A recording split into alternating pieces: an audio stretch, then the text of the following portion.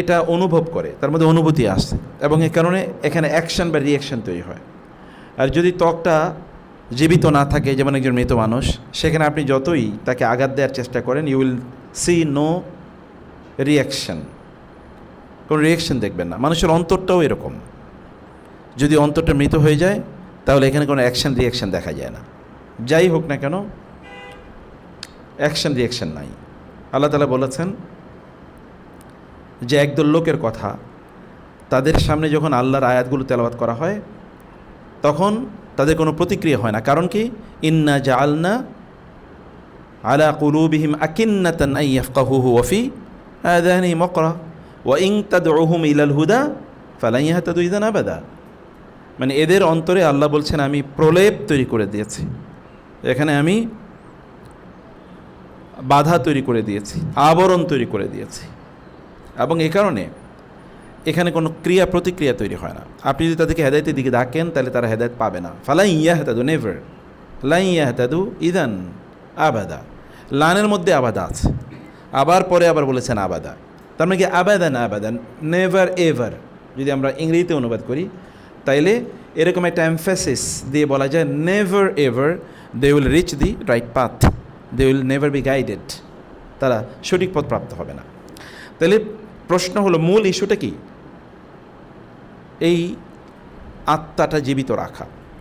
আল্লাহ তাআলা আদম আলাইহিস সালামকে সৃষ্টির ব্যাপারে বলেছেন যে ফাইদা সাওয়াইতুহু ওয়া নাফাখতু ফীহি মির রূহি ফাইদা সাওয়াইতুহু, যখন আমি তাকে সুঠামো দেহ প্রদান করলাম, সুঠামভাবে তৈরি করলাম, তার দেহের অঙ্গ প্রত্যঙ্গগুলো যতটুকু সাইজ হওয়া দরকার, যেই স্থানে থাকা দরকার, এটা আমি প্রদান করলাম। তারপরে কি? ফানাফাখতু ফীহি মির রূহি, তারপরে আমার রূহ তার মধ্যে ফুঁকি দিলাম। ফাকাউ লাহু সাজিদিন, এখানে সবগুলো ফা মানে হচ্ছে তাআক্কুবিয়া। তাআক্কুব মানে কি? একটার পরে এটা, এটা করে এটার পরে এটা, আমি তাকে এটা করলাম, তারপরে আমি কি তাকে এইভাবে শরীরে অবয়ব প্রদান করলাম, তারপরে আমি তাকে রূহ ফুঁকে দিলাম, এরপরে সবাই তার জন্য সিজদায় লুটিয়ে পড়লো। কারা সিজদায় লুটিয়ে পড়েছে? ফেরেশতারা। ফাকাউ লাহু সাজিদিন। এই সিজদায় লুটিয়ে পড়ার আগে আল্লাহ তাআলা কি করেছেন? বলেছেন আমি রূহ ফুঁকে দিয়েছি। রূহ যেটা মানুষকে জীবিত রাখে, যেটা basic difference between a dead and a living being, একজন জীবিত মৃত মানুষের মধ্যে যেটা মৌলিক পার্থক্য। তাহলে মানুষ জীবিত থেকেও মৃত থাকতে পারে, যেটাকে আমরা বলি জীবমৃত। জীবিত থেকেও মৃত কখন? যখন তার ওই রূহটা অথবা তার আত্মাটা যদি জীবিত না থাকে, তাহলে মানুষের আত্মা মরে যায়। আর মানুষের আত্মাকে মারার জন্যেই শয়তানের যত প্ল্যান, শয়তানের সব প্রজেক্টকে মানুষের ওই কলবকে বা তার ওই আত্মাকে ধ্বংস করে দেয়া, করাপ্ট করে দেয়া। ফি কুলুবিহিম মারাদুন ফাজাদাহুমুল্লাহু মারাদা আল্লাযী ইউওয়াসওয়িসু ফি সুদুরিন নাস ইস্তাহওয়াযা আলাইহিমুশ শাইতানু ফাআনসাহুম যিকরাল্লাহ উলাইকা হিজবুশ শাইতান আলা ইন্না হিজবাশ শাইতানি হুমুল খাসিরুন। সব জায়গায় একটাই, শয়তান ওই জায়গায় সমস্যা তৈরি করে দেয়। আপনি যদি ইবাদত করেন শয়তানের কোনো প্রবলেম নাই, শয়তান আপনার রাস্তায় গিয়ে দাঁড়া হয়ে থাকবে না, তুমি কিন্তু নামাজে যেতে পারবে না, কোনো দিন বলবে না। আপনি 1000 বার হজ করেন, 1000 বার হজ করা কারোর পক্ষে সম্ভব না, কিন্তু তো যদি আপনি করেন 1000 বার, তাহলে শয়তান will never have any objection, কোনো অবজেকশন ওর নাই। ওর অবজেকশন মূলত কি? আপনার হার্টের, কলবের, অন্তরের অবস্থার উপর তার অবজেকশন। অন্তরে যদি আল্লাহমুখী হয়ে যায় তাহলে ও ডিফিটেড, আর অন্তরে যদি আল্লাহমুখী না হয় তাহলে আপনি যত ইবাদত করেন না কেন ওর কোনো সমস্যা নেই। আপনি অস্টেন্সিবলি, অ্যাপারেন্টলি, বাহ্যত যতই আল্লাহ না হন না কেন, তাদের শয়তানের কোনো সমস্যা নেই, ওতে তার কোনো ক্ষতি নাই, ওতে তার কোনো মিশন এর সামনে কোনো চ্যালেঞ্জ দাঁড়ায় না। চ্যালেঞ্জ দাঁড়ায় যখন মানুষ তার অন্তরে দিয়ে ইবাদত করে, এই কারণে সে অন্তরে আঘাত করে, এই কারণে সে ওইটাকে মেরে ফেলতে চায়। ফাইন্নাহা লা তা'মাল আবসার ওয়ালাকিন তা'মাল কুলুবুল্লাতী ফিস সুদূর। কারণ মানুষের চোখ অন্ধ হয় না, অন্ধ হয় কি? অন্তর অন্ধ হয়, চোখ অন্ধ হয় না, অন্তরটা মূলত অন্ধ হয়, আর ওর আঘাতই মূলত অন্তরে। এখন অন্তরটাকে জীবিত রাখার উপায় কি? অন্তর তো মরে যাচ্ছে। এবং ইউরোপের অথবা আমরা ওয়েস্টার্ন ফিলসফি এই জায়গায় এসে দাঁড়িয়েছে। ওরা করে কি? ওয়েস্টে মূল বা ওয়েস্টার্ন ফিলসফি, যদি আমি ওয়েস্ট না বলি, কমপক্ষে ওয়েস্টার্ন ফিলসফির মূল লক্ষ্য কী? লক্ষ্য হলো আপনার শরীর এবং আত্মাকে আলাদা করে ফেলা। এটা যে একটা এন্টিটি, একটা ইন্টিগ্রেটেড এন্টিটি, দুটো মিলে যে একজন সত্তা, এটা সে হতে দেয় না। সেটাকে আলাদা করে ফেলেছে এবং এটাকে আলাদা করে ফেলেছে। এ কারণে সেই স্পিরিচুয়ালিজমের নামে নতুন কিছু জিনিস আবিষ্কার করেছে, এবং এ কারণে সে আত্মার সম্পর্কে কোনো আলোচনাই করতে চায় না। সকল আলোচনা কী নিয়ে? শরীর নিয়ে। আপনি যদি দেখেন কসমেটিক্স, সেটাও শরীরের জন্যেই। আপনি যদি বলেন পোশাক আশাক, তাও কিসের জন্যে? শরীরের জন্যে। তথাকথিত এন্টারটেইনমেন্ট, সিনেমা, এটাও পুরুষদের চোখের জন্যে অথবা কানের জন্যে। সুখ কেবল এখানেই নাকি? এর মধ্যে সব এর বাইরে আপনি যা খাবেন এটাও আপনার শরীরের জন্যে, কিন্তু there is no mention of your spirit, আপনার আত্মার অথবা আপনার হার্টের। ওই হার্ট এই মানে কেমিস্ট্রি কী বলে, বায়োলজির হার্ট না, বায়োলজির হার্ট না, এটাই হার্ট অন্য যে হার্টের কথা আল্লাহ তাআলা বলেছেন। সেটা কোথায় আছে, কীভাবে আছে, এটা আমরা জানি না। আল্লাহ রাসূল বলেছেন এই যে এটা আর তাকওয়া হাহুনা, এখানে এরপরে তিনি বলেছেন আল্লাহ ওয়াহিয়াল কলব, কলবের মধ্যে এটা আছে। সেটা কি, এটা আমরা দেখিয়ে দিতে পারবো না যে এই মাংসের টুকরো এটাই। আলা ইন্না ফিল জাসাদি মুদগাতুন, তাই না? আলা ইন্না ফিল জাসাদি মুদগাতান ইদা সলুহাল জাসাদু কুল্লু ওয়া ইজা ফাজাল জাসাদু কুল্লু। এখানে একটা মাংসের টুকরা বলেছে, এখন মাংসের টুকরাটা কোথায়? এ কারণে একদল সেকুলার ইসলামিস্ট টার্মিনোলজিটা বুঝতে হবে। যেমন যারা হাদিসকে অস্বীকার করে, হাদিস অস্বীকারী, এদেরকে দেখবেন ওরা কি বলছে, ওরা নতুন ইন্টারপ্রেশন নিয়ে আসতেছে। তা হলো কি, হার্ট এখানে না, হার্ট হলো এখানে, ব্রেন। তারা বলবে ওইখানে আসলে কোনো কিছু নাই, ওটা তো মাংসের টুকরো, তো আমরা দেখতেই পাচ্ছি। তাহলে আল্লাহ যেটা বলছেন এটা মূলত এখানে ব্রেনে, অথচ আল্লাহ রাসূল বলছে এখানে। তাইলে এটাকে প্রমাণ করার জন্য সে এবার হাদিসকে অস্বীকার করবে। আর হাদিস না তো মানুষের কথা, আল্লাহর কথাকে আমাকে মানতে হবে, আল্লাহ বলেছেন এটা। মুশকিলটা এই জায়গায়। এখন মৌলিক হলো, তাহলে ওরা ওয়েস্টার্ন ফিলসফিতে হার্ট নিয়ে কোনো আলোচনা হবে। আপনি ফিজিক্সের বই পড়েন, কেমিস্ট্রি বই মানে বায়োলজির বই পড়েন, তো পুরো মেডিকেল সায়েন্সে হার্ট নিয়ে কোনো আলোচনাই নেই। ওই হার্ট যে হার্টের কথা আল্লাহ বলেছেন, স্পিরিট যে রুহের কথা আল্লাহ বলেছেন, এই রুহ নিয়ে কোনো আলোচনা নেই। অথবা এই রুহের কোনো মেডিসিন কেউ কোনোদিন বলে নাই। এত ফার্মাসি বা ফার্মাকোলজি ইন্ডাস্ট্রি ডেভেলপ করেছে, কোথাও কি আছে এর আলোচনা? কোথাও আলোচনা নেই। এই আলোচনা কেবল আছে কোথায়? দ্বীনে ইসলামে, কেবল কোরআনে আছে আলোচনা। ওরা এখান থেকে আলাদা করে ফেলতে চায়, কারণ যদি মানুষকে কোনোভাবে তার ওই স্পিরিট থেকে বডিকে আলাদা করে ফেলা যায়, তাহলে মানুষকে তার কৃতদাস বানানো যাবে। যেমনভাবে তারা তাদেরকে গোটা মানব জাতিকে কৃতদাস বানিয়ে নিয়েছে। এখন আমরাও ফলো করি কথায় কথায়, ওয়েস্টকে আমরা কি ফলো করি, কথায় কথায় তাদেরকে আমরা স্ট্যান্ডার্ড ধরি, তারাই আমাদের জন্য মানদণ্ড, তারা এই কাজটা এভাবে করেছে, অতএব এইভাবেই কাজটা করতে হবে।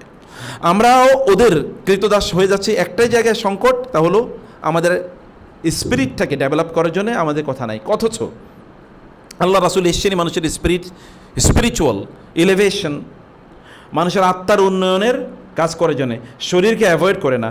আল্লাহ বলেছেন রাসূলকে তিনি পাঠিয়েছেন ওয়ায়ুযাক্কিহিম, কি করার জন্যে? তাজকিয়া দেওয়ার জন্যে। বুইসতু লিউতাম্মিমা মাহাসিনাল আখলাক আও মাকারিমাল আখলাক, আমি মানুষের আখলাককে উন্নত করার জন্য আমি প্রেরিত হয়েছি। আমার কাজই এটা, মূল ফোকাস, অ্যাটেনশন আমার এই জায়গায় রাসূলুল্লাহ সাল্লাল্লাহু আলাইহি ওয়াসাল্লাম বলেছেন। তাহলে মূল সমস্যা যেহেতু আত্মায়, এবং ওরা আমাদের আত্মাকে ধ্বংস করে দিতে চায়। আত্মাকে জীবিত রাখার উপায় কী? কারণ মানুষ তো আল্লাহমুখী হয় তার আত্মার মাধ্যমে, তার আত্মায় থেকে পরিচালনা করে। কারণ হাদিসে এসে প্রতিদিন সকালবেলা ঘুম থেকে ওঠার পর মানুষের শরীরের অঙ্গ প্রত্যঙ্গগুলো তারা কলবের দিকে তাকিয়ে বলে, অকলব তুমি যদি ঠিক থাকো তাহলে আমরা ঠিক, তুমি যদি ভুল পথে চলে তাহলে আমরা ভুল। কারণ এটা হচ্ছে লোকোমেটিভ বুঝেন তো? লোকোমেটিভ মানে কি? ইঞ্জিন। গাড়ির ইঞ্জিন যেদিকে যায়, ট্রেনের ইঞ্জিন যেদিকে যাবে, তার বডি কি অন্যদিকে যাবে না? ওইদিকে যাবে, বডি ওই দিকে যাবে। এটা ইঞ্জিন। হার্টটা হলো মূলত, স্পিরিটটা হলো আমাদের ইঞ্জিন। এটা আমাদেরকে it propels us to the front or to the back. এটা আমাদেরকে সামনে বা পেছনে নিয়ে যায়। এটাকে বাঁচিয়ে রাখার জন্যে কিছু কাজ আছে। ইবনুল কাইয়িম রাহিমাহুল্লাহ তিনি তার মাদারিজুস সালিকিনে এরকম কয়েকটি কথা বলেছেন যেগুলো দিয়ে আমাদের আত্মাকে আমরা জীবিত রাখতে পারি। এর মধ্যে 1 নম্বর কথা তিনি বলেছেন আল কোরআনুল কারীম। কি? আল কোরআনুল কারীম। কোনো মানুষ কোরআনের সাথে সম্পৃক্ত না, কোরআন তিনি পড়েন না, কোরআন তিনি তাদাব্বুর করেন না, কোরআন তিনি তেলাওয়াত শুনেন না। কয়টা কথা বলেছি? কোরআন পড়া, তাদাব্বুর করা এবং কি তেলাওয়াত শোনা।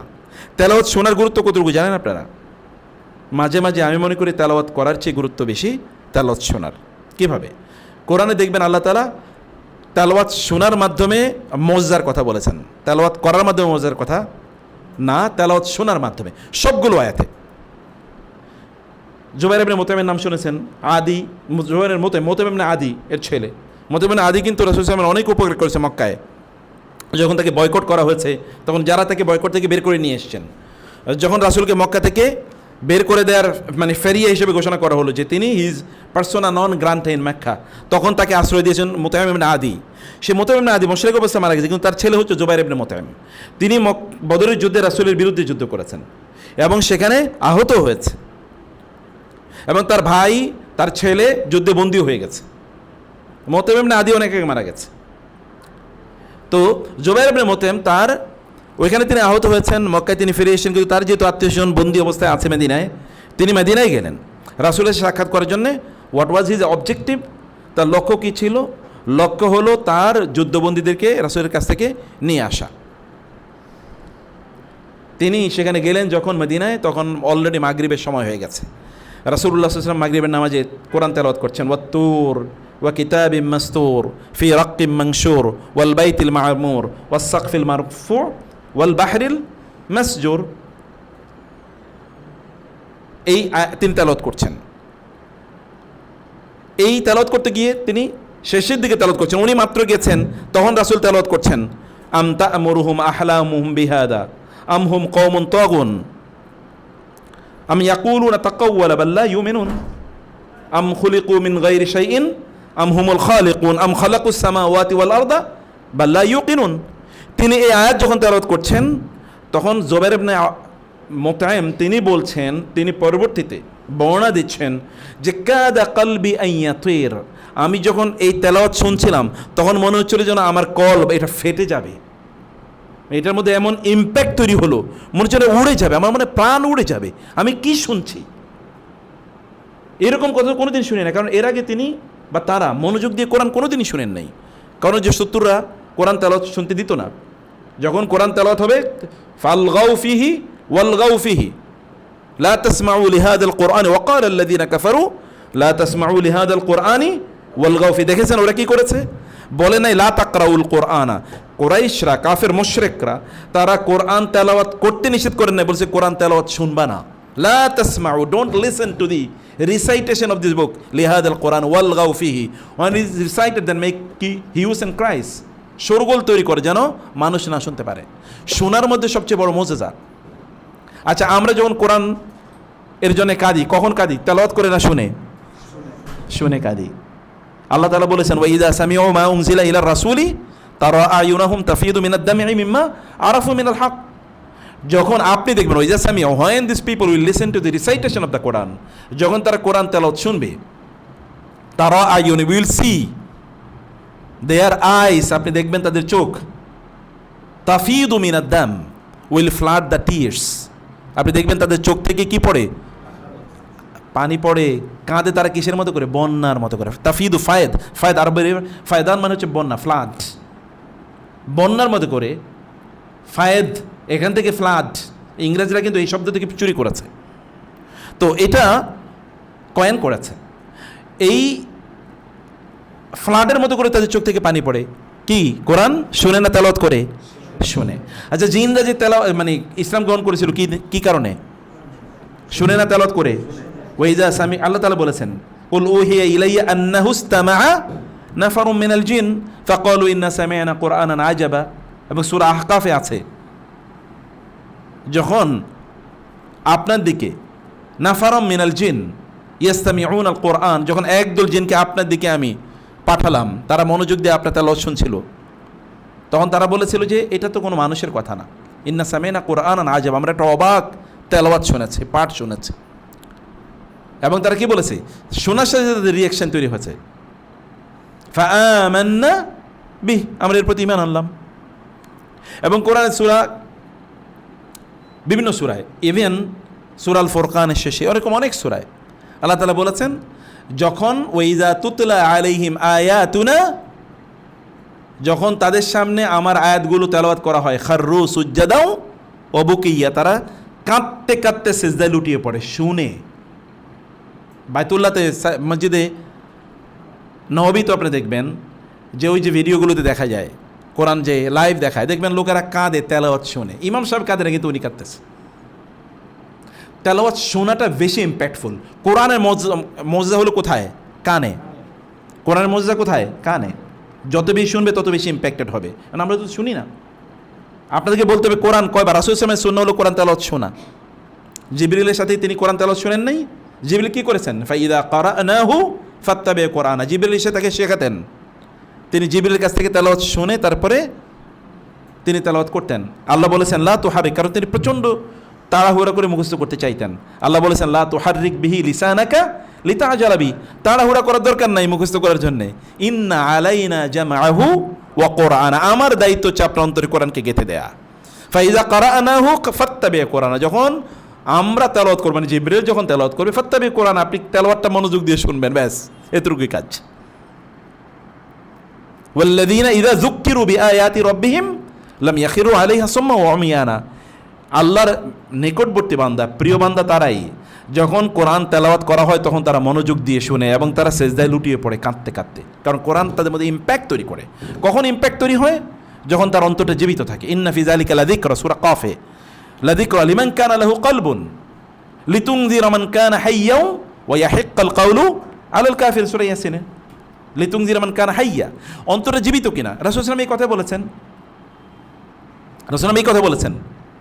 তিনি বলেছেন কি?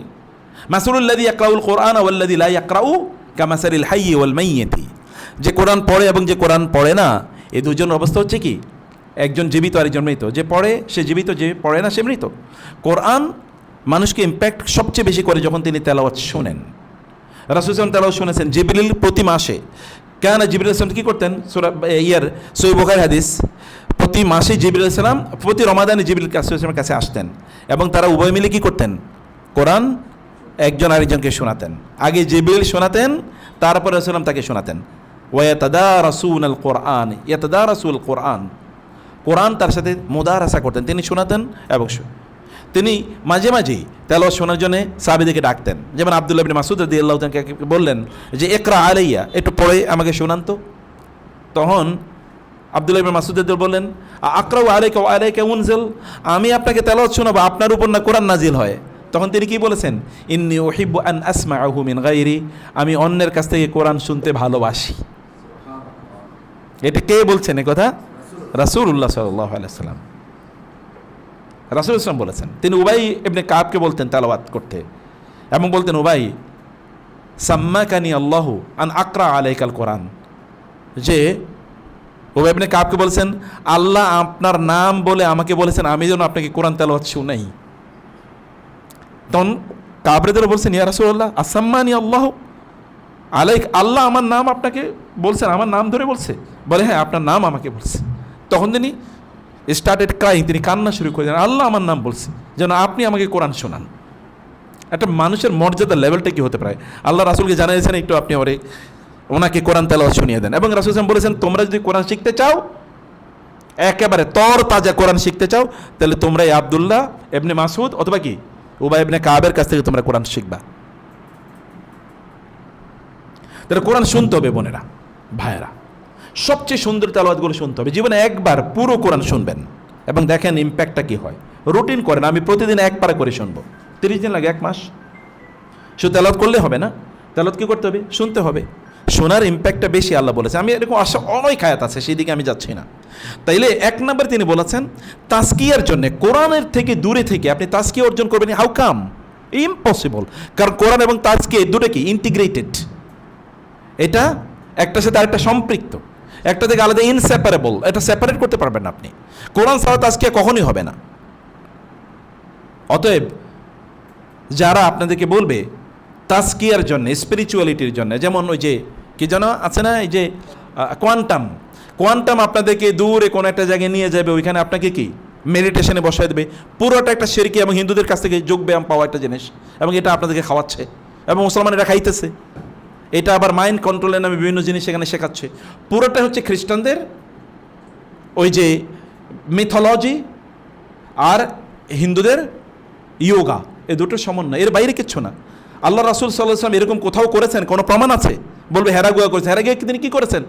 হেরাগুয়া তিনি ধ্যান করেছেন, এরকম তথাকথিত ধ্যান, এটাকে ধ্যান বলে? হাদিসে সহিহ বুখারীর হাদিসে যেখানে এসে ধ্যান না কি বলেছে, ইয়াতাহান্নাসু মানে ইয়াতাআব্বাদু, তিনি আল্লাহর ইবাদত করতেন ওখানে। তখন সেখানে হানাফিয়া ছিল না কিছু, তখনও তো ইব্রাহিম আলাইহিস সালামের ধর্ম তো এখানে, ইব্রাহিম আলাইহিস সালাম রেখে যাওয়া জীবন ব্যবস্থা, ইসমাঈল আলাইহিস সালাম সেখানে সেটাই প্রচার করেছেন।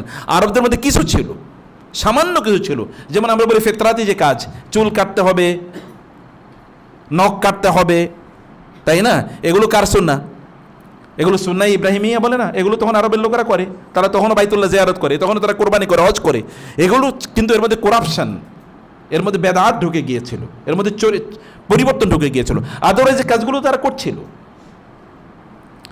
মৌলিক সমস্যাটা হলো যে কোরআন থেকে দূরে সরে যাওয়া। কোরআনের বাইরে আপনি তাজকিয়া কখনোই অর্জন করতে পারবেন না। রাসূল ইসলাম কোরআনের মাধ্যমেই মানুষগুলোকে সোনার মানুষে পরিণত করেছেন। সে কারণে আমরা যদি পথভ্রষ্টতা থেকে যদি বাঁচতে চাই, তিনি বলেছেন ফাহুয়া মাসদারুত তাসকিয়াতি ওয়াল হিদায়াতি, হেদায়েতের মূল এটা হচ্ছে কোরআন। কোরআন বলেছে ইন্না হাযাল কোরআন ইয়াদি লিল্লাতি হিয়া আকওয়াম, এই কোরআন সর্বোত্তম পথ দেখায়, এর চেয়ে উত্তম কোনো পথ নাই। কোরআন সে পথ দেখায়। তাহলে আপনি কোরআনের বাইরে কোথায় যাবেন? কোরআনকে ধরে বলতে হবে, কোরআন আমার এই সমস্যার সমাধান তুমি বলো, এটা বলতে হবে। আজকে সকালে আমি পড়াচ্ছিলাম, খুব হাই প্রফেশনাল একটা গ্রুপ, সকালে ফজরের পর মানে 8টা থেকে আমার সাথে বসে হলো শনিবারে, একদিন সপ্তাহে। সেখানে আমি তাদেরকে সূরা মায়েদা পড়াচ্ছিলাম, ইন্নামাল খামরু ওয়াল মাইসির ওয়াল আনসাবু ওয়াল আজলামু রিজসুম মিন আমালি শাইতানি ফাজতানিবু লাআল্লাকুম তুফলিহুন ইন্নামা ইউরিদু শাইতানু আন ইউকিআ বাইনাকুমুল আদাওয়াতা ওয়াল বাগদা ফিল খামরি ওয়াল মাইসির ওয়া ইয়াসুদ্দাকুম আন যিকরিল্লাহি ওয়া আনিস সালাহ ফাহাল আনতুম মুনতাহুন। এই দুটো আয়াতের মধ্যে বিশ্বাস করুন, আল্লাহর কসম, এই গোটা মানব জাতির বর্তমান সময়ের সবচেয়ে বড় সংকটগুলির মধ্যে নিমজ্জিত এই দুটো আয়াতের মধ্যে। এর মধ্যে কি ইন্নামাল খামরু ওয়াল মাইসিরু, ইন্নামা ইউরিদু শাইতানু আন ইউকিআ বাইনাকুমুল আদাওয়াতা ওয়াল বাগদা ফিল খামরি ওয়াল মাইসির। খামার এবং মাইসির, মদ এবং জুয়া, এই দুটো দেখেন দুই বোনের মতো একসাথে চলে, দুই ভাইয়ের মতো, টুইন ব্রাদার্সের মতো একসাথে চলে। যেখানে মদ আছে ওখানে জুয়া আছে, যেখানে জুয়া আছে ওখানে কি মদ আছে। কোন ক্যাসিনো আছে যে ক্যাসিনোতে মদ পাওয়া যায় না? কোন ক্যাসিনো আছে? কোন ক্যাসিনো নেই যেখানে মদ নাই। এমন কোন মদের হাউস নেই যেখানে জুয়া নাই। যেখানে মদ এবং মদের সেখানে জুয়া আছে, যেখানে জুয়া আছে সেখানে কি মদ। 1450 বছর আগে আল্লাহ তাআলা এই কথা বলেছেন। এবং গোটা মানব জাতি তারা যদি মদে আসক্ত, তাহলে জুয়ায় আসক্ত হবে, জুয়ায় আসক্ত হলে মদে আসক্ত হবে। এই দুইটা থেকে সেপারেট করা যায় না। আর এই দুইটার মাধ্যমে শয়তান মানুষের মধ্যে কি করতে চায়? মানুষের মধ্যে মারামারি, ঝগড়া বিবাদ ইত্যাদি ঢুকিয়ে চায়। আপনি দেখেন মুসলিমরা, একটা মুসলিম দেশ আরেকটা মুসলিম দেশের বিরুদ্ধে যুদ্ধ করছে কিনা? করে না? আমরাও করছি, অন্যান্যরাও করে। এবং এগুলোর নামও বিভিন্ন দেশ বিভিন্ন নামে দেয়। একটা মুসলিম দেশ আরেকটা মুসলিম দেশের বিরুদ্ধে যুদ্ধ করতে পারে? কোন অনুমোদন আছে ইসলামে? কোথাও অনুমোদন নাই। কিন্তু আরবরা করতেছেন, এখন করছে কিনা? অন্যান্য দেশগুলো করে নাই, করছে। এবং কিসের নামে? জাতীয়তাবাদের নামে অথবা বিভিন্ন স্বার্থের নামে গোটাটাই ইসলাম বিরোধী কাজ, কিন্তু এগুলি করছে। এবং দেখেন আপনি বিভিন্ন দেশের রাজপুত্রদেরকে মদ খাইতে খাইতে মারা গেছে, এরকমও বিভিন্ন জায়গায় পাওয়া যায়। যখন মানুষ এই মদের মধ্যে আসক্ত হয়ে যায়, তখন এদের বিরুদ্ধে কিন্তু ওই যে নারী গঠিত কেলেঙ্কারি ওদের মধ্যে আছে, এগুলো তাদের মধ্যে পাওয়া যায়। তখন তারা ওই যে আল্লাহ বলেছেন আল আদাওয়াত ওয়াল বাগদা, আমি তখন তাদের মধ্যে বিদ্বেষ তৈরি করে দেবো। একজন মুসলমান একজন মুসলমানের ঘৃণা করে, রাষ্ট্রীয়ভাবে ঘৃণা চাষ করা হয়, ঘৃণাকে চাষাবাদ করা হয়। এবং কি হচ্ছে সেখানে শত্রুতা তৈরি করা হচ্ছে। কারণ মূল জায়গা একটাই, ওই যে মদ এবং জুয়া। মদ কেবলমাত্র মাদক, মানে মদ কেবলমাত্র মদ না, মদ এটা মাদক দ্রব্য। আবার জুয়া মানে কেবলমাত্র এই আমরা ওই যে কার্ড দিয়ে যে জুয়া খেলে না, এখন তো জুয়ার বহু মডার্ন চলে এসছে। গতকাল দেখলাম একজন বলেছে যে তার স্ত্রী এই পর্যন্ত মানে ওই থেকে ওই যে কি বলে সমিতি থেকে 50,000 টাকা তুলে জুয়া খেলে শেষ করে দিছে। মহিলা অনলাইনে জুয়া খেলতেছে। এবং গ্রাম অঞ্চলে পোলা পাইন বসে বসে জিজ্ঞেস করি কি করে, জুয়া খেলে, অনলাইনে জুয়া খেলে। গোটা পৃথিবী এখন জুয়ার মধ্যে ঢুকে গেছে, তাই না? অনেকে আমাদেরকে জিজ্ঞেস করি ক্রিপ্টোকারেন্সি কি? জুয়ার একটা নাম, এর মধ্যে জুয়া আছে। কিভাবে আছে সেটা একটা ভিন্ন আলোচনা, লম্বা আলোচনা। তো আমি বলছি যে সম্মানিত ভাইরা বোনরা, আল্লাহ তাআলা বলছেন যে কোরআন আমাদেরকে সর্বোত্তম পথ দেখায়। আপনাকে বলতে হবে যে কোরআন তুমি বলো এই সমস্যার সমাধান কি। এটা জিজ্ঞেস যদি কখনো না করেন তাহলে বুঝবেন যে আমরা এখনো বিভ্রান্ত অবস্থায় আছি। এখন আমরা কল্যাণের বাইরে আছি। কোরআন ধরে কারণ কোরআন কি জীবিত আর মৃত? কোরআন তো জীবিত। কোরআন কার বাণী? আল্লাহ তাআলা বাণী। অতএব আল্লাহ সুবহানাহু জীবিত আর মৃত? হুয়াল হাইয়্যু লা ইয়ামুত, আল হাইয়ুল কাইয়্যুম। এটা তো ইসমে আজম, এটা তো ইসমে আজম, তাই না? তাইলে আল্লাহ সুবহানাহু ওয়া তাআলা তিনি যেমন জীবিত, তার কোরআনও জীবিত। সে কোরআন আমাদেরকে গাইড দিতে পারে, আমাদেরকে বলবে যে এটা করো। এবং আমাদেরকে বলতে হবে যে আমরা পুরো কোরআনকে কয়বার তেলাওয়াত শেষ করেছি। সাহাবায়ে কেরামরা কেউ এসে বলতেন, যেমন আব্দুল্লাহ ইবনে মাসউদ এসে বলেছেন, ইয়া রাসূলুল্লাহ, আমাকে আপনি অনুমতি দিন, আমি দ্রুত কোরআন শেষ করতে চাই। তিনি বলেন, তাহলে 1 মাসে শেষ করবা, একবার খতম। বলে না, আমার আরো সময় আছে, আর একটু কমাইয়া দেন সময়। বলে আচ্ছা ঠিক আছে, তুমি 20 দিনে বলো। বলে না, আরো সময় কমাইয়া দেন, আমার তো সময় অনেক আছে। বলে না, তাহলে তুমি 15 দিনে শেষ করো। না ইয়া রাসূলুল্লাহ, আরো কম সময় দেন, আমি পুরো কোরআন খতম করতে চাই। কত কম সময় করতে পারবো? বলে 10 দিন। বলে আরো কমান। বলে 7 দিন। বলে আরো কমান। বলে 3 দিন। বলে না, আরো কমান। বলে না, 3 দিনের কম কেউ যদি খতম করতে চায় তাহলে সে কোরআন এর হক আদায় করলো না। সাহাবায়ে কেরামরা সময় চাইতেছে কম, আর আমরা বলি যে গোটা জীবনে একবার খতম করছেন কিনা। অনেকের মাথা উপরের দিকে আর উঠবে না, গোটা জীবনে আমরা একবার খতম করেছি কিনা। তাহলে কি করেছি আমরা? করেছি কি? বড় একটা সংকট আমাদের। আমরা এরপরে আপনি এসে বলবেন আমার তো এই সংকট। তারপরে কোরআনের কাছে না আসলে বরকত আসে কোরআনের মাধ্যমে। কোনো মানুষ কোরআন ছাড়া বরকত পাবে ইম্পসিবল। কোনো ঘরে যদি কোরআন তেলাওয়াত না করা হয় তাহলে ওই ঘরে বরকত থাকবে ইম্পসিবল। এটা একেবারে নেক্সট টু ইম্পসিবিলিটি, এটা অসম্ভব, হতেই পারে না। কারণ কোরআন কি? কোরআন কি বারাকা, কিতাবুন আনজালনাহু ইলাইকা মুবারাকুন। আল্লাহ কোরআনকে মোবারক বলেছেন, ইন্না আনজালনাহু ফি লাইলাতিন মুবারাক, আমি বরকতময় রাতে এটাকে নাজিল করেছি।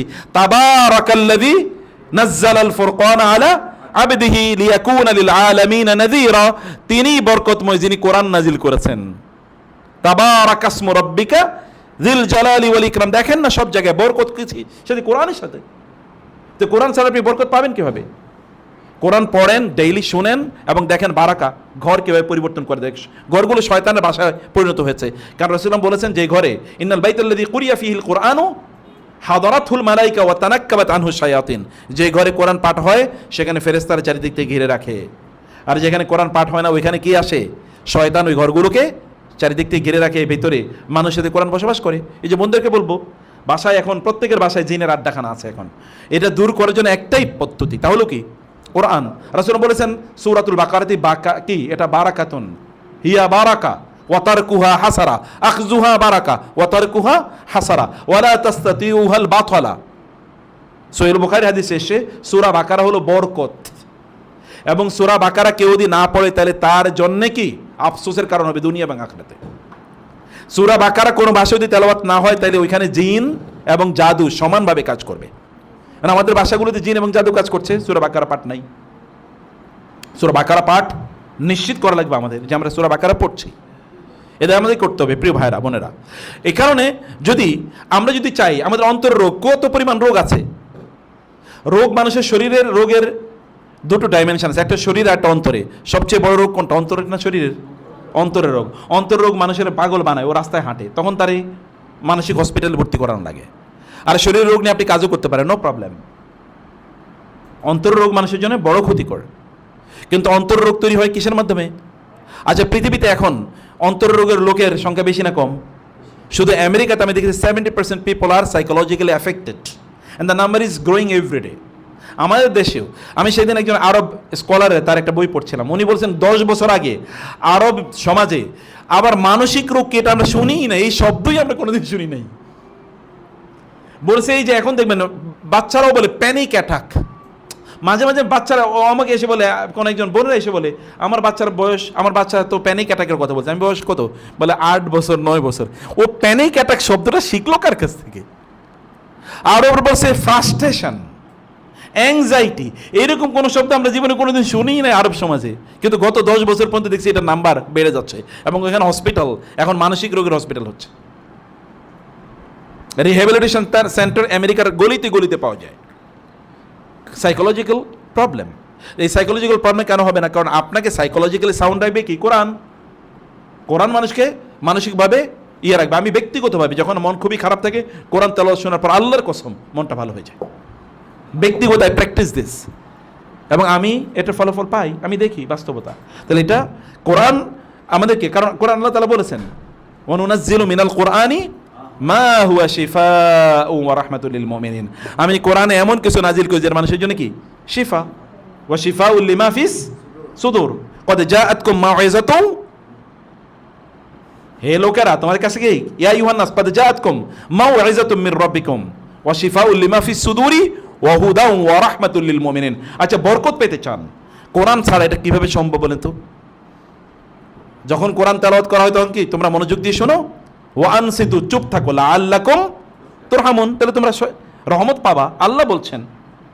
এবং তিনি বলেছেন কোরআনকে ওয়া রাহমাতুল লিল মুমিনিন, মুমিনদের জন্য কোরআন হচ্ছে রহমতের সোর্স। তো কোরআন পড়তে হবে, কোরআন শুনতে হবে এবং কোরআন নিয়ে তাদাব্বুর করতে হবে। তাদাব্বুর মানে কি? একটা আয়াত নিয়ে আপনি বলেন, এই আয়াত তোমার মধ্যে আমার জন্য কি শিক্ষা আছে বলো। কোন একটা আয়াতকে চ্যালেঞ্জ করেন, বলেন তোমার মধ্যে আমার জন্য কি শিক্ষা আছে। কোনো তাফসির পড়ার দরকার নেই, আগে পড়েন, এটা পড়েই দেখেন আপনার চোখ খুলে যাবে। তাফসির পড়েন, অন্তত 3, 4, 5টা 10টা তাফসির পড়েন। তাফসির হিউম্যান ইন্টারপ্রিটেশন, ঠিক আছে, কিন্তু যারা তাফসির করেছেন তাদের ইন্টারপ্রিটেশন, তাদের আন্ডারস্ট্যান্ডিং এর লেভেলটা কি, তা তো সুপারব লেভেলের। আমাদের সবচেয়ে বড় তারা আল্লাহওয়ালা উত্তরসূরি, তাই না? তারা এগুলো আমাদের সামনে তাদের কথাগুলো বলে গেছেন এবং কোনো না কোনোভাবে এই ব্যাখ্যাগুলো সাহাবায়ে কেরাম দেশের সম্পৃক্ত, সালাফ দেশের সম্পৃক্ত, রাসূল সাল্লাল্লাহু আলাইহি ওয়াসাল্লামের সাথে সম্পৃক্ত। তাহলে কোরআনকে বুঝা, এই কোরআন তেলাওয়াত করা, কোরআন তেলাওয়াত শোনা, কোরআনকে নিয়ে তাদাব্বুর করা, কোরআনের তাফসির পড়া, জানা এবং কোরআনকে জিজ্ঞেস করা তোমার মধ্যে আমার জন্য কি শিক্ষা আছে বলো। আপনি দেখবেন একজন মুসলমান প্রতিদিন ইয়াকা না'বুদু ওয়া ইয়াকা নাস্তাইন বলার পর, অথবা প্রতিদিন 70 বার ইহদিনাস সিরাতাল মুস্তাকিম বলার পরে সে পথভ্রষ্ট হয় কেমনে? প্রতিদিন সেই যখন আল্লাহকে বলে, হে আল্লাহ তুমি আমাকে কি সিরাতে ইহদিনাস সিরাতাল, আমাদেরকে সরাসরি পথ দেখাও, এই লোকটা কিভাবে পথভ্রষ্ট হয় বলেন তো? তার মানে তার এটার আন্ডারস্ট্যান্ডিংই নাই, সে যে বলছে এটা আন্ডারস্ট্যান্ডিংই নাই। আমি গতকালও দেখলাম একজন বৃদ্ধ লোক নামাজ পড়তেছে, আমি 2 রাকাত নামাজ পড়তে পড়তে তার প্রায় 12 রাকাত পড়া শেষ। 12 রাকাত পড়া শেষ করছেন উনি। 2 রাকাত আমার পড়া শেষ হয়নি এখনো। 2 রাকাত কিন্তু আমি 20 মিনিট করে পড়ি না, আমি 2 রাকাত বা 6-7 মিনিটে পড়ছি। এবং একই ঘটনা মসজিদে নববীতে বসে, বাইতুল্লাহতে বসেছিলাম আমি, বাইতুল্লাহতে বসা, সরি মসজিদে নববীতে বসা। মসজিদে নববীতে আমি 2 রাকাত নামাজ পড়েছি, এর পাশে একজন 12 রাকাত পড়া শেষ করছে, সরি বাইতুল্লাহতে, এইবার হজের সিজনে 12 রাকাত পড়া শেষ করছে। আমি শুধু তাকিয়ে থাকলাম, করে কি সূরা ফাতিহা কখন পড়লে এটাই আমি বুঝতে পারি না। তাহলে ইহদিনাস সিরাতাল মুস্তাকিমের ইম্প্যাক্ট কই? আপনি কেন বলেন না আল্লাহ আমি তোমার কাছে ইহদিনাস সিরাতাল মুস্তাকিম অনুভব করে কেন বলেন না? তাহলে আপনাকে পথ দেখানোর দায়িত্ব কার? আল্লাহর দায়িত্ব হয়ে যায় তখন, কারণ আপনি তাকে বলেছেন, এখন তার দায়িত্ব। যখন আপনি তীর ছুঁড়ে মেরেছেন এটা তখন তার কাছে চলে গেছে, তিনি এখন এটা উত্তর দেবেন, তাই না? যখন আমি বলি ইয়াকা না'বুদু, আমি তোমার ইবাদত করি, অতএব তুমি আমাকে সাহায্য করবা। ইবাদত করি কার? তোমার। এতটুকু প্রথমে বললাম, এরপরে কি ওয়া ইয়াকা নাস্তাইন, অতএব তোমার কাছে আমি সাহায্য চাই, তুমি আমাকে সাহায্য দেবা, এটা তো আমাদের বলি। তাহলে এটা আমাদেরকে কোরআন আমাদের জন্য কি? কোরআন আমাদের জন্য শিফা, কোরআন আমাদের জন্য রহমত, কোরআন আমাদের জন্য বারাকা, কোরআন আমাদের জন্য সকল সমস্যার সমাধান। কিন্তু কোরআনকে সেভাবে স্পর্শ করা দরকার। সাহাবায়ে কেরাম রাদিয়াল্লাহু, যেমন ইকরামা ইবনে আবি জাহল, আপনি চিন্তা করেন ইকরামা বাবা কি দুর্ধর্ষ, ইসলাম বিরোধী ছিল। যখন সে বদরের যুদ্ধে মারা যায়, তার লাশটা যখন রাসূলের কাছে নিয়ে আসা হয় তখন বলেছেন তিনি, হাদা ফিরআউনু হাযিহিল উম্মাহ, এই উম্মতের ফেরাউন এরা। ইকরামা মক্কা বিজয় পর্যন্ত ইসলামের বিরোধিতা করেছে।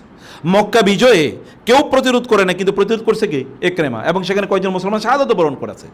সে ইকরামা যখন ইসলাম গ্রহণ করেছে, ইসলাম গ্রহণ করার পর তিনি রাসূলকে এসে বললেন, আমি শুনেছি আপনি আমাকে ক্ষমা করে দিয়েছেন, আমি যদি ইসলাম গ্রহণ করি তাহলে কি হবে? আমার অতীতে সব পাপ মাফ হয়ে যাবে কিনা? বলে হ্যাঁ মাফ হবে। তখন তিনি বললেন তাহলে আপনার হাতটা বাড়িয়ে দেন। তিনি তার হাত বাড়িয়ে দিয়ে বললেন, ইয়া রাসূলুল্লাহ, আপনার হাতে হাত রেখে আমি শপথ করে বলছি, এতদিন ইসলামের বিরুদ্ধে যত যুদ্ধ করেছি, এখন থেকে ইসলামের পক্ষে তার দ্বিগুণ যুদ্ধ করব। এতদিন ইসলামের বিরুদ্ধে যত কথা বলেছি, এখন থেকে ইসলামের পক্ষে তার দ্বিগুণ কথা বলবো। এতদিন ইসলামের বিরুদ্ধে যত অর্থ ব্যয় করেছি, এখন ইসলামের পক্ষে তার দ্বিগুণ অর্থ ব্যয় করব। এবং ইতিহাস সাক্ষী তিনি তাই করেছেন। ইয়ারমুকের যুদ্ধে শাহাদাত বরণ করেন। কি কাজটা করেছেন চিন্তা করে দেখেন। তিনি ইয়ারমুকের যুদ্ধে যখন অন্যরা সেখানে আছে, আবু উবাইদা ইবনুল জাররাহ, সেই ওমর রাদিয়াল্লাহু সময়ের ঘটনা, আবু উবাইদা ইবনুল জাররাহ সহ ওইখানে আক্রান্ত হয়েছে, সেখানে খালিদ ইবনে ওয়ালিদ পর্যন্ত আছে। আক্রান্ত হয়েছে, খ্রিস্টানরা ওইখানে আক্রমণ করেছে অলরেডি। তো সেখানে তিনি যে তাঁবুতে ছিলেন ওইখানে আরো 200 জনের মতো ছিল সৈন্য। তারা সেখান থেকে বললেন, ইকরামা তাড়াতাড়ি এখান থেকে পালান, ওরা আক্রমণ করছে, আমাদের পালানো দরকার। ওইদিকে খালিদ ইবনে ওয়ালিদ তিনি প্রতিরক্ষা তৈরি করেছেন। ইকরামা দাঁড়িয়ে বলেন, তোমাদের কি মনে হয় আমি রাসূলের বিরুদ্ধে যুদ্ধ করতে কোনোদিন যুদ্ধের ময়দান থেকে পালাই নাই, আর রাসূলের পক্ষে যুদ্ধ করতে এসে আমি যুদ্ধের ময়দান থেকে পালাবো? তোমরা কি নির্বোধ পাইছো আমাকে? লোকেরা সেখান থেকে বলছে, বলে কি এখানে তিনি যুদ্ধ করেছেন, যুদ্ধ করতে করতে ওই যুদ্ধের ময়দানে তিনি শাহাদাত বরণ করছেন। একজন মানুষের ঈমান কোন লেভেলে যেতে পারে, তার কথা এখানে আমার মূল উদ্দেশ্য না। তিনি কোরআনকে ধরেই যুদ্ধের ময়দানে বাকি জীবনটা, ওই যে বলছে রাসূলের সাথে চুক্তি, যুদ্ধের ময়দানে বাকি জীবনটা কাটাইছে। কিন্তু যখনই তিনি সময় পেতেন তখন কোরআন তেলাওয়াত করতেন আর বলতেন, হাযা কালামু রব্বি, হাযা কালামু রব্বি, আমার রবের কালাম, আমি যুদ্ধের কারণে সময় দিতে পারছি না। যুদ্ধ থেকে যখনই তিনি ফিরে আসতেন তখন তিনি কোরআন তেলাওয়াত করতেই থাকতেন। এই লোকগুলো কেমনে কোরআনের মাধ্যমে ইম্প্যাক্টেড হয়েছে, এফেক্টেড হয়েছে? এই এফেকশন আমাদের কই, এই ইম্প্যাক্ট আমাদের কই? উম্মা হিসেবে আমরা দাবি করি, কিন্তু উম্মার কোরআনের সাথে কোনো সম্পর্কই নাই। অধিকাংশ লোক দেখেন অন্য কাজে ব্যস্ত। আপনি এত জ্ঞান অর্জন করবেন কোত্থেকে? কোরআন ছাড়া জ্ঞানের সুযোগই নাই, সোর্স অফ অল নলেজেস। আমি বিশ্বাস করি আল্লাহর কসম, কেউ যদি শুধু কোরআন পড়ে তাহলে তার জন্য অন্য সকল জ্ঞানের জন্য যথেষ্ট হবে। সাহাবায়ে কেরামের কাছে কি ছিল? কোরআন। এর বাইরে কি কোরআন ইন্টারপ্রিটেশন, হাদিস? কোরআন হাদিস মানে কি? কোরআনের ব্যাখ্যা। এটাই তো, এটা দিয়ে তারা জগৎ চালায় নাই, চালিয়েছে।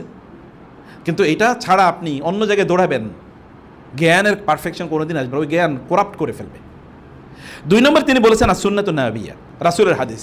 আপনাদেরকে বলতে হবে কয়টা হাদিস আপনারা শুনেছেন।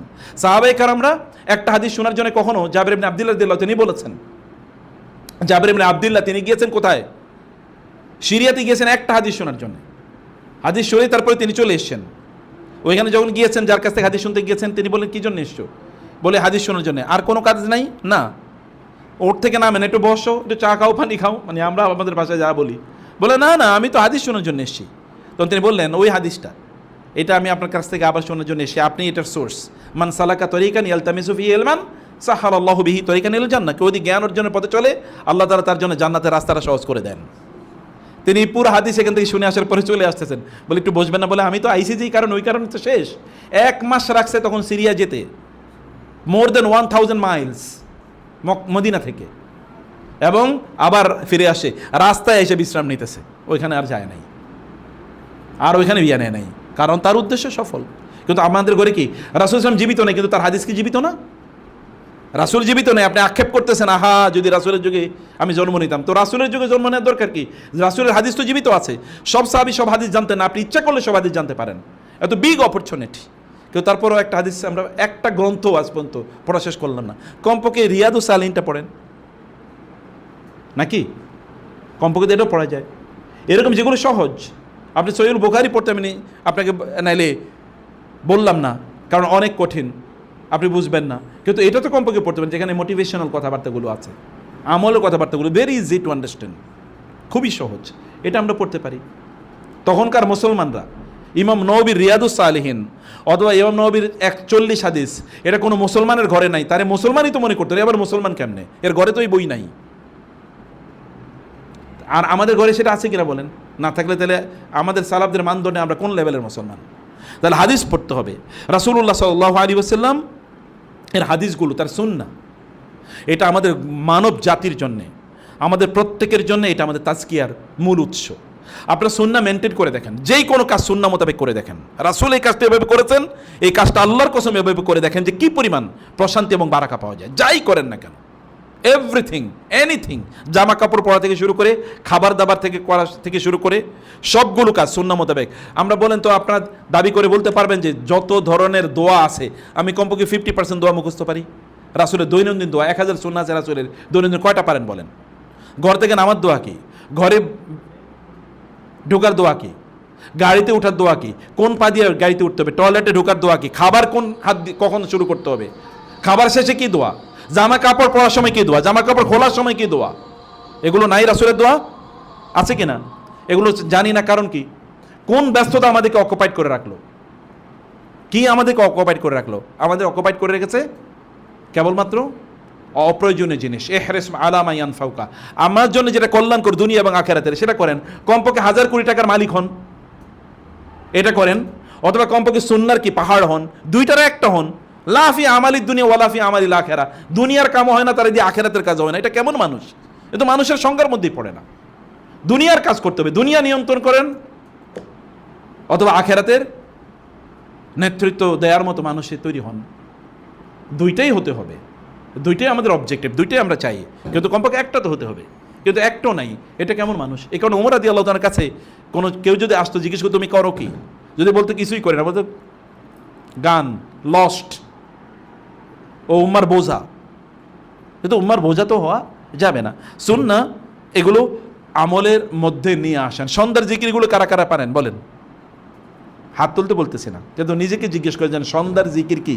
আজকারুস সাবা, আজকারুল মাসা, আল্লাহুম্মা বিকা আমসাইনা ওয়া বিকা আসবাহানা ওয়া বিকা নাহিয়া ওয়া বিকা নামুতু ওয়া ইলাইকাল মাসির। আল্লাহুম্মা ইন্নী আমসাইতু উশহিদুক ওয়া উশহিদু হামালাত আরশিকা ওয়া মালাইকাতাকা ওয়া জামিয়া খালকিক আন্নাকা আনতাল্লাহু লা ইলাহা ইল্লা আনতা ওয়াহদাকা লা শারীকা লাক ফালাকাল হামদু ওয়া লাকাশ শুকর। আমসাইনা ওয়া আমসাল মুলকু লিল্লাহি রাব্বিল আলামিন। রব্বি আসআলুকা খায়রা মা ফি হাযিহিল লাইলাতি ওয়া খায়রা মা বা'দা ওয়া আউযু বিকা মিন শাররি মা ফি হাযিহিল লাইলাতি ওয়া শাররি মা বা'দা। রব্বি আউযু বিকা মিনাল কাসরি ওয়া সুইল কিবার। এগুলো কে পড়বে দোয়া? আমসালি আলা ফিতরাতিল ইসলাম ওয়া আলা কালিমাতিল ইখলাস ওয়া আলা দীনি নাবিয়িনা মুহাম্মাদিন সাল্লাল্লাহু আলাইহি ওয়াসাল্লাম ওয়া আলা মিল্লাতি আবিনা ইব্রাহিম হানিফাম মুসলিমা ওয়া মা কানা মিনাল মুশরিকিন। কে পড়বে দোয়া? আপনি দোয়া পড়বেন না, এরপরে বিপদে পড়বেন, এরপরে বলবেন যে আমি তো বিপদে পড়ছি, নাকি এটা বলতে হবে না? কেউ যদি সন্ধ্যাবেলা এই দোয়া পড়ে আউযু বিকালিমাতিল্লাহি তাম্মাতি মিন শাররি মা খালাক, তাহলে সকাল পর্যন্ত তার কোনো বিপদ হবে? হবে না। রাসূল বলেছেন তার চেয়ে বড় সত্যবাদী কে আছে? আল্লাহর পরে সবচেয়ে বড় সত্যবাদী কে আছে? তার চেয়ে বড় সত্যবাদী কেউ নাই। তিনি বলেছেন কেউ যদি বলে বিসমিল্লাহিল্লাযী লা ইয়াদুররু মাসমিহি শাইউন ফিল আরদি ওয়া লা ফিস সামা ওয়া সামিউন আলিম, সকালে পড়ে তাহলে সন্ধ্যা পর্যন্ত কোনো বিপদ তাকে স্পর্শ করবে না। তিনি বলেছেন কেউ যদি বলে আল্লাহুম্মা আনতা রাব্বি লা ইলাহা ইল্লা আনতা, সকালে পড়লে সন্ধ্যার আগে মারা গেলে এই লোকটা জান্নাতি। আর কি? তাহলে এটা পড়তে হবে না, আমাকে জানতে হবে কিনা? এটা জানতে হবে। এটা এগুলো শিখবেন। আমরা কবে শিখবো? বলবেন এটা আমি পারি না তো, অনেকবার চেষ্টা করছি। 50 বার শুনে দেখেন হয় কিনা, 50 বার শুনে দেখেন। আমি একবার সিদ্ধান্ত নিয়েছি যে আপনার হিসনুল মুসলিমের একটা সফরে, হজের সফরে না উমরার সফরে, বলছি এই সফরে মুখস্থ করবো। দেখছি আল্লাহ সহজ করেছে, পুরোপুরি মুখস্থ হয়ে গেছে। কেউ কোনো একজন মানুষ যদি চায় তাহলে পারবে না কেন? এটা আপনি করেই দেখেন যে ইউ জাস্ট ডিসাইড যে আমি এটা মুখস্থ করব। 1 সপ্তাহ না 1 মাস, একটা 50 বার শোনেন, 40 বার শোনেন, মুখস্থ না হয়ে যায় কই? আল্লাহ তো আপনাকে দুর্বল ব্রেন দিয়ে তৈরি করেন নাই, আল্লাহ আপনার ক্যাপাসিটি কম দেন নাই। আল্লাহ যে নিয়ামত দিয়েছেন, এই নিয়ামতকে কোনোভাবেই, আল্লাহ যে ব্রেনের নিয়ামত দিয়েছেন, মেমোরির নিয়ামত দিয়েছেন, এটা কোনোভাবে নষ্ট করা যাবে না। এটাকে প্রোডাক্টিভ কাজে ব্যয় করা লাগবে। এই যে তোমাদেরকে মুখস্থ করা লাগবে ইনশাআল্লাহ, নাকি? হ্যাঁ, হিসনুল মুসলিম পুরো, ওই যে ছোট থেকে বলছি, হিসনুল মুসলিম পুরা মুখস্থ করে ফেলতে হবে, মাস্ট। সকালবেলা যেমন আমি যেটা করি, বোনদেরকে বলছি, বাসায় বাচ্চাদেরকে নিয়ে, আমার 4 বাচ্চা, ওদেরকে নিয়ে সকালবেলা আমি বসি ফজরের পর। এবার হিসনুল মুসলিম ওদের কাছে থাকে, এটা পড়ো, দেখে দেখে পড়ো। ওদের মুখস্থ, কিন্তু দেখে দেখে পড়ো, জোরে জোরে পড়বো, আমার কান পর্যন্ত যেন আসে। এবং সন্ধ্যাও একই অবস্থা করতে হবে, যেটা বসে পড়তে, মেক ইট দেয়ার হ্যাবিটস। কারণ আপনি তাদেরকে রক্ষা করতে পারবেন, রক্ষা করবে কে? তাহলে তার কাছে তাকে সোপর্দ করে দেয়, এটাই তো বুদ্ধিমানের কাজ। দুর্বল মানুষ তার নিজের উপর দায়িত্ব নেয়, আর শক্তিশালী মানুষ কার উপর দায়িত্ব দেয়? আল্লাহর উপর দিয়ে দেয়। আল্লাহ তোমার উপর দায়িত্ব দিয়ে দিলাম, তুমিই তাদের রক্ষণাবেক্ষণ করো, তাই না? আমাদেরকে এই কাজগুলো, এগুলো প্রিয় ভাইয়েরা বোনেরা, এটা তাজকিয়ার জন্য প্রচণ্ড গুরুত্বপূর্ণ। কোন একজন মানুষ তিনি তাসবিহ পড়েন না, তিনি মুত্তাকি হবেন, এটা অসম্ভব, অসম্ভব, অসম্ভব, হতেই পারে না। রাসূল সাল্লাল্লাহু আলাইহি ওয়াসাল্লামের ব্যাপারে জিজ্ঞেস করল আয়েশা রাদিয়াল্লাহু তাআলা, তিনি কি করতেন? তিনি মধ্যে কানা ইয়াজকুরুল্লাহ আলা কুল্লি আহিয়ানি, তিনি সবসময় জিকির করতেন। এই যে তাসবিহগুলো, এই কাজগুলো তিনি করতেন। কাব ইবনে রবিয়া ইবনে কাব, ওই যে ইয়াং ছেলেটা, ইয়াং সাহাবী, রাসূল সাল্লাল্লাহু আলাইহি ওয়াসাল্লামের খেদমত করতেন। তিনি সারা রাত ওখানে বসে থাকতেন। রাসূল কি করেন? রাসূল যখন তিনি ঘুমাচ্ছেন, ঘুমানো সে তাসবিহ পড়তে পড়তে ঘুমিয়ে যেতেন। যখন তাসবিহ পড়া মানে বন্ধ হয়েছে, তখন তিনি মনে করতেন রাসূল তো ঘুমিয়ে পড়ছে। আবার তিনি কখন ঘুম থেকে উঠে তিনি মানে ওই ক্যালকুলেশন করে গেছেন, তার আগে তিনি ঘুম থেকে উঠে ওইখানে বসে থাকতেন। রাসূল একবার উঠে দেখলেন যে ওইখানে বসা রবিয়া, ইয়াং ম্যান, মানে আহলে সুফায়ের সদস্য, বাড়ি ঘর কেউ নাই, জামা মানে ওইরকম কোনো সংসার নাই, বাবা মা নাই, এরকম কিছুই নাই। তো বলে রবিয়া কী ব্যাপার তুমি এখানে? বলে ইয়া রাসূলুল্লাহ, আমি বসে আছি আপনার জন্য। বলে মানে কি? বলে আপনি উঠে যদি আপনি ওযু করতে যান, যদি পানি টানি লাগে, যদি আপনার একটু প্রয়োজন লাগে, যদি আপনার কষ্ট হয়, এই কারণে আমি এখানে বসে আছি। বলে বলো কি, তুমি কি এরকম করো নাকি? এরকম মাঝে মাঝে করো নাকি? বলে আমি প্রতিদিনই তো এটা করি, আমি প্রতিদিন এরকম বসে থাকি আপনার দরজার সামনে, যে আপনার কোনো কিছু লাগবে কেন? রাসূল অবাক হয়ে গেলেন, রবিয়া বলো কি তুমি এটা করো? বলে হ্যাঁ। বলে আচ্ছা ঠিক আছে, তোমার তো আহলে সুফা, তোমার তো আসলে কিছুই নাই, বাড়িঘর নাই, ফ্যামিলি নাই, তুমি কিছু একটা আমার কাছে চাও, আমি তোমার জন্য ব্যবস্থা করবো। বললে ইয়া রাসূল আমাকে একটু সময় দিতে হবে, কী চাইবো আপনার কাছে, আমাকে একটু চিন্তা করে সময় দেওয়া লাগে। আচ্ছা ঠিক আছে। পরের দিন দেখা হলো রবিয়া কিছু চাইলা না, তো বলে আমি এখন চিন্তা করে পাই নাই, কী চাইবো। পরের দিন দেখা হলো, তাও কথা। এর পরের দিন দেখা হলো, বলো ইয়া রাসূলুল্লাহ আমি চিন্তা করে দেখছি, আমি দেখছি আল্লাহর সাথে আপনার যে রিলেশন, আপনার কাছে এমন জিনিস চাওয়া দরকার, যা চামো তাই তো পামো, অতএব কোনো কম দামের জিনিস চাইতে পারবো না আপনার কাছে। বলে কি? বলে ইন্নী উরিদু মোরাফাকাতাকা ফিল জান্নাহ, আমি জান্নাতে আপনার সাথে থাকতে চাই। ইয়াংম্যান কি চাওয়া উচিত ছিল? একটা চাকরি, একটা বিয়া, একটা বাড়ি, একটা আইডেন্টিটি, একটা ব্যবসা। কিন্তু তিনি বলছেন আমি আপনার সাথে জান্নাতে থাকতে চাই। রাসূল সাল্লাল্লাহু আলাইহি ওয়াসাল্লাম অবাক হয়ে বলেন, রবিয়া তুমি কার কাছ থেকে এই কথা শিখছো? কে তোমার শিখাইছে? আবু বকর, ওমর? বলে না ইয়া রাসূল, আমি নিজে নিজে এটা ভাবছি আপনার কাছে কী চাওয়া উচিত, এবং এরপরে আমি ভাইবা দেখছি এইটাই আপনার কাছে চাওয়া উচিত। তখন তিনি বললেন ফাআইন্নী আলাইয়া বিকাসরাতিস সুজুদ, ঠিক আছে তুমি জান্নাতে আমার সাথে থাকতে পারবা, বেশি বেশি নামাজ পড়বা, বেশি বেশি নামাজ পড়বা, তাহলে তুমি জান্নাতে আমার সাথে থাকতে পারবা। রাসূলের lifestyle is the solution to all the problems. ভিতরে ঢুকে যান, 100 ভাগ ভিতরে, বন্ধুদেরকে বলবো 100 ভাগ ভিতরে ঢুকে যান, 1 ভাগও দূরে থাকবেন না। আপনি যত ভাগ রাসূলের সুন্নাহর ভিতরে ঢুকবেন, আপনি তত ভাগ সফল দুনিয়া এবং আখিরাতে। যত ভাগ দূরে থাকবেন, তত ভাগ ব্যর্থ দুনিয়া এবং আখিরাতে। ব্যাস, ক্যালকুলেশন, সিম্পল ম্যাথ, এর বাইরে কোনো ম্যাথমেটিক্স নেই, এর বাইরে কোনো ম্যাথমেটিক্স নেই, এর মধ্যেই ঢুকতে হবে, এর বাইরে কোনো ইস্যুই নাই। আল আমালুস সালেহ, ভালো কাজ। কয়টা ভালো কাজ করি বলেন তো? আজকে সকাল থেকে এই পর্যন্ত কয়টা ভালো কাজ করছেন? ঘুমের আগে একবার চিন্তা করে দেখেন আজকের দিনটা আমি কী করি। 24 ঘন্টা, গোটা পৃথিবী যারা চালায় তাদেরও 24 ঘন্টা, সুলাইমান আলাইহিস সালামের 24 ঘন্টা ছিল, জুলকারনাইনের 24 ঘন্টা ছিল, এখনকার যারা পৃথিবী চালায় ওদেরও 24 ঘন্টা, আপনার 24 ঘন্টা। আপনি 24 ঘন্টা কিছু করতে পারলেন না, আর ওরা 24 ঘন্টা এত পরিমাণ টাকা ইনকাম করছে, গোটা পৃথিবী ওরা কি কয়েকবার কিনতে পারবে? মানে গোটা বাংলাদেশ ওরা কয়েকবার কিনতে পারবে? ওরা পৃথিবীকে যদি বলে ইকোনমি ধস নাম, তাহলে আজকে ধস নামবে। তো ওরা 24 ঘন্টা, আপনারা 24 ঘন্টা। ও এআই দিয়ে এখন গোটা পৃথিবীর সব সম্পদ কাছে নিয়ে যাইতেছে, আর আপনারা সেটা ব্যবহার করে মনে করছেন আমি তো অনেক কিছু শিখে গেছি। ও ব্যবহার জিনিস যেটা বানায় সেটা আপনি ব্যবহার করতেছেন, তাও ব্যবহার করার জন্য আমাদেরকে কি আবার ট্রেনিং নেওয়া লাগে? তা তো জানি না কেমনে ব্যবহার করতে হবে। কি হলো, আপনি মুসলমান হয়ে তার চেয়ে ইনফেরিয়র কীভাবে হলাম আমরা? হওয়ার কথা ছিল না। তারপরে 24 ঘন্টা ব্যবহার করিনি।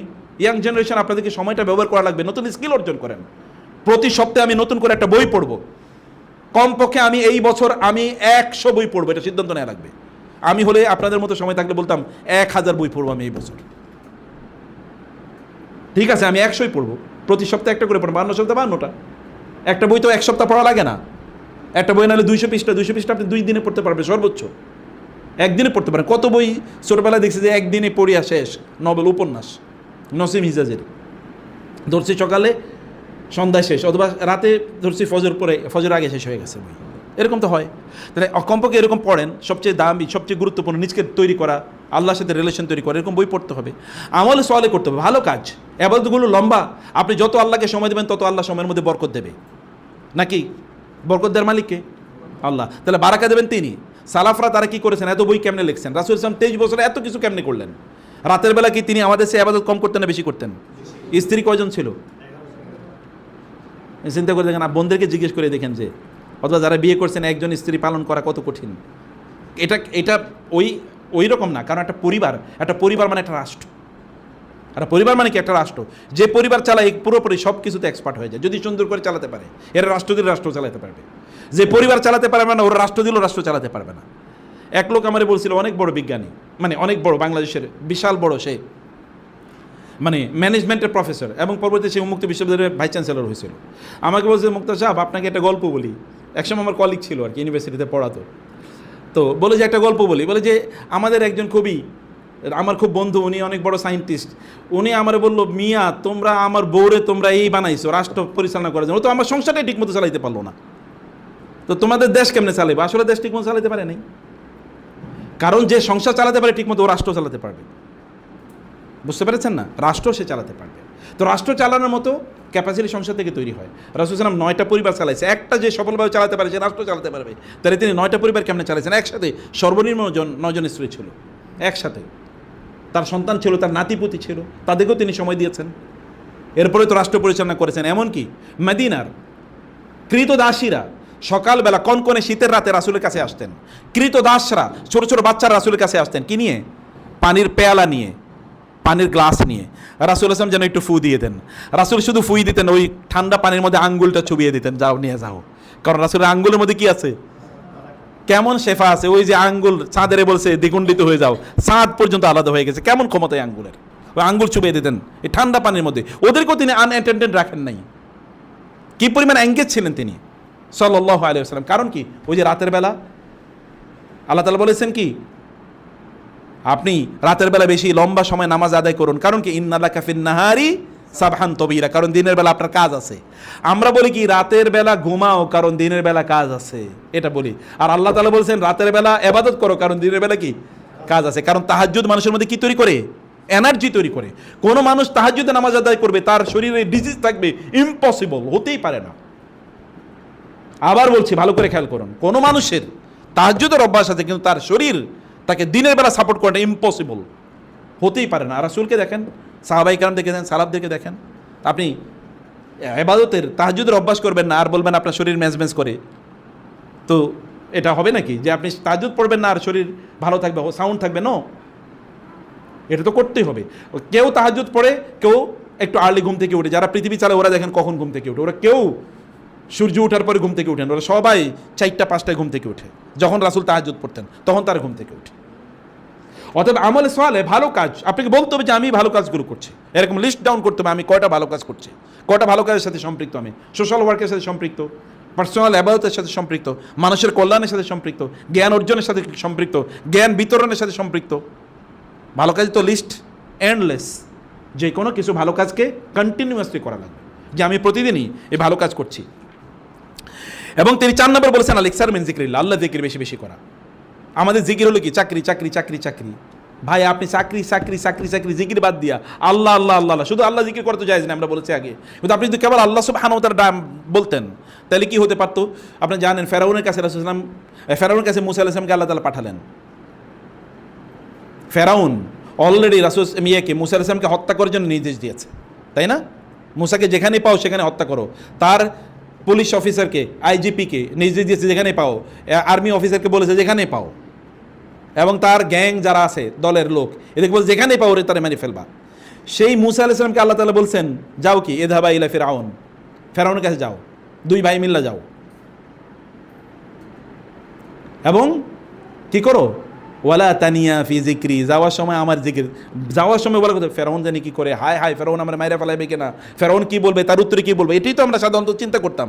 প্রধানমন্ত্রীর সাথে দেখা করতে যাব, প্রধানমন্ত্রী আমাকে পার্সোনালি ডাকছেন, যাওয়ার সময় কি চিন্তা করবেন, আল্লাহ আল্লাহ আল্লাহ আল্লাহ বলবেন, নাকি ও আমার কি বলবে, কিভাবে তাকাইলে কথা বলবে, কিভাবে বললে তারা সন্তুষ্ট হবে। জিকির তখন প্রধানমন্ত্রীর নাকি, যেমন আমরা কোথাও ইন্টারভিউ দিতে গেলে তখন কি আল্লাহ জিকির করতে করতে যাই নাকি, কি কি প্রশ্ন আসতে পারে অমুকের জিজ্ঞেস করি, চ্যাট জিপিটিকে জিজ্ঞেস করি কি কি প্রশ্ন আসতে পারে, এগুলো প্রিপারেশন নেই।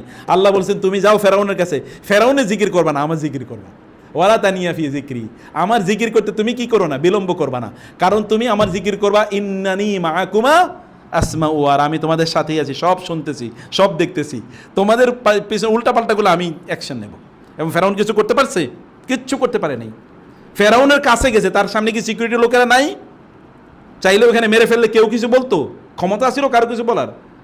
কিচ্ছু বলার ক্ষমতা নাই। কিন্তু দেখেন ফেরাউনের কাছ থেকে শুধু ফিরেই আসে না, ফেরাউনের ওইখানকার তার যেই মানে সিংহাসন ওটা কাঁপে দিয়ে এসছে তিনি। 2 ভাই, একজন তো ঠিকমতো কথাও বলতে পারে না। ওয়ালা ইয়াকাদু ইউবিন, ফেরাউন বলতো যে মুসারে আমি মানবো, নবী তিনি আমাদের আলাইহিস সালাম, ওয়ালা ইয়াকাদু ইউবিন, তিনি তো সুন্দর করে কথাও বলতে পারেন না, কারণ যে মুখে তোতলামি ছিল। আবার তিনিও আল্লাহকে দোয়া করেছেন ওয়াহলুল উকদাতাম মিন লিসানি ইয়াফকাহু কওলি, আমার মুখের আপনার এই যে তোতলামি, এই যে জড়তা আছে এটা আপনি দূর করে দেন। ফেরাউনে একই কথা বলেছে। কেউ দেখেন, অথবা আল্লাহ জিকির আপনাকে শক্তিশালী করে, কারণ জিকির শব্দটি জাকারুন থেকে এসে। জাকারুন মানে কি বলেন তো আপনারা? পুরুষ, মুজাক্কার। পুরুষ কি শক্তিশালী না দুর্বল? পুরুষ কি শক্তিশালী না দুর্বল? প্রচণ্ড শক্তিশালী। পুরুষ মানুষ শক্তিশালী, পুরুষই তো বলে শক্তির কারণে। 2 নম্বরে আরবিতে আপনারা দেখেছেন না, কুঠার, কুঠার দেখেছেন না? কুঠার যে হ্যান্ডেল আছে না, অথবা তলোয়ার, অথবা ধরুন চাকু বা ছুরি, এটার হ্যান্ডেল যেটা, এই হ্যান্ডেলটা কিন্তু একটু মোটা থাকে না, চিকন থাকে, মোটা থাকে। কারণ কি? কারণ বাড়ি দিতে গিয়ে এটাও যদি চিকন হয় ওটাও যদি মোটা হয় তাহলে এটা ভেঙে চলে যাবে, এটা মোটা থাকা লাগে। আরবিতে এই অংশটাকে বলে জাকারুন, এই অংশটাকে কি বলে? জাকারুন। আপনি যখন আল্লাহ জিকির করেন তখন এরকম শক্ত আল্লাহ তাআলা আপনাকে বানিয়ে দেন। এরকম শক্ত বানায় দেন। প্রধানমন্ত্রীর সাথে কারো রিলেশন থাকলে তিনি যদি মনে করেন আমি খুবই শক্তিশালী, তাহলে আল্লাহর সাথে যিনি প্রধানমন্ত্রীদেরকে সেকেন্ডের মধ্যে কি নামাইতে পারেন উঠাইতে পারেন, তার জিকির করলে, তার সাথে সম্পর্ক থাকলে কি হতে পারে বলেন তো? তখন আপনাকে কেউ হত্যা করতে আসলে আপনাকে সমুদ্রে নিক্ষেপ করবে, তারপর আপনি কি ওই আসহাবুল উখদুদের ওই ছেলের মতো আপনি তখন জীবিত হয়ে ফিরে আসবেন, কিচ্ছু করতে পারবে না। এই কারণে এখানে কি করতে হবে? আল ইকসার মিন যিকরিল্লাহ। এবং তিনি এখানে টোটাল 8টি জিনিস বলেছেন, বাকিগুলো আমি অন্যদিন আলোচনা করব। 4টা পর্যন্ত আমি বললাম যে এই কাজগুলো আমাদেরকে করতে হবে। এই কাজগুলো যদি আমরা করি তাহলে আমাদের একদিকে অন্তরের দিক থেকে আমরা শক্তিশালী থাকবো, পবিত্র থাকবো, ফিজিক্যালি থাকবো, এবং আল্লাহর সাথে কানেক্টিভিটি বাড়বে। তখন আল্লাহকে আপনি বলতে পারবেন। এমন কিছু লোক আছে রাসূলুল্লাহ বলেছেন না যে আল্লাহর কিছু এমন বান্দা আছে যে বান্দারকে আল আবরিয়া, আল আতকিয়া, আল আখফিয়া, এরা খুব দিনদার আল্লাহওয়ালা, কিন্তু এদেরকে কেউ চেনে, সেলিব্রিটি না, এরা সেলিব্রিটি না। এখন তো আমরা সব সেলিব্রিটির পিছনে ঘুরি নাকি, বুঝেন নাই? ওইখানে এক সেলিব্রিটি গেছে, এই কারণে হাজার হাজার লোক। কারণ কি? উনি আসলে কি শুনতে গেছে? কি শুনছেন ভাই? আজকে মজার একটা আলোচনা শুনে আসছি, কি শুনছেন? মনে নাই কি শুনছেন, হয় কি না? In most of the cases এরকমই হয়। এমন সেলিব্রিটি টিকটকার আলোচক, তার পেছনে দেখবেন হাজার হাজার যুবক তার পেছনে পেছনে ঘুরতেছে। আজকে অসাধারণ আলোচনা হয়েছে। কি আলোচনা হয়েছে? মনে নাই তো কি আলোচনা হয়েছে। আসলে তো আলোচনা শুনতে যায় নাই, ও তো এখানে একটা সেলফি তোলার জন্য গিয়েছে। এ কারণে আলোচনা শোনার পরে ইম্প্যাক্ট তৈরি হয় না। এরকম আলোচনার পিছনে এমন পিছনে ঘোরা যাবে না। তো সেলিব্রিটি যে কালচার, এই কালচার আপনি নিজেই তো সেলিব্রিটির পেছনে ঘুরেন, আমরাই সেলিব্রিটির পেছনে ঘুরি। কিন্তু আল্লাহ তাআলা বলেছেন রিয়েল সেলিব্রিটি কারা? আল্লাহ রাসূল বলেছেন রিয়েল সেলিব্রিটি কারা? তিনি বলেছেন একদল লোক আছে, তারা কেউ তাদেরকে চেনে না, নন সেলিব্রিটি, কিন্তু তারা যদি কোথাও যায়, কেউ তাদেরকে জিজ্ঞেস করে ভাই কেমন আছেন, অনেকদিন দেখি না আপনারে। আর কোথাও যদি না যায় তাহলে জিজ্ঞেস করেন ওই অমুকের দেখি না, একটা ফোন দাও তো, ফোন লাগাও, তারে পাইতেছি না কেন, আইয়া না কেন। এইরকম কেউ তার খবর নেয় না, গেলেও জিজ্ঞেস করে না গেলেও খবর নেয় না। কিন্তু তার মর্যাদা আল্লাহর কাছে এরকম, যদি একবার আল্লাহর কাছে হাত তোলে তাহলে আল্লাহ তাআলা তার নিজের জন্য বাধ্যতামূলক করে নেন, আমার এই বান্দা যেহেতু হাত তুলছে, ও যা চাইবে আজকে তাই ঘটবে। এমন কিছু বান্দা হওয়া যায় না? যায় কি না? হওয়া যায় কিনা বলেন? এমন কিছু বান্দা তো হওয়া যায়, আপনি, ইটস পসিবল। কিন্তু এই জন্যে কি? এই জন্য নিজকে আল্লাহর সাথে কানেক্টেড করা লাগবে, এবং ওই জায়গায় নিয়ে যান যে আমি কিছু করতে চাই। আমি কিছু করতে চাইলে আল্লাহকে ছাড়া আপনি করতে পারবেন না কিচ্ছু, আল্লাহকে ছাড়া কিছু করতে পারবেন না। আল্লাহ সুবহানাহু ওয়া তাআলা যেন আমাদেরকে তার সাথে অনেক বেশি কানেক্টেড হওয়ার তৌফিক দান করেন। আল্লাহুম্মা আমিন। সালাফি.9 রাসূলের কথা বলে।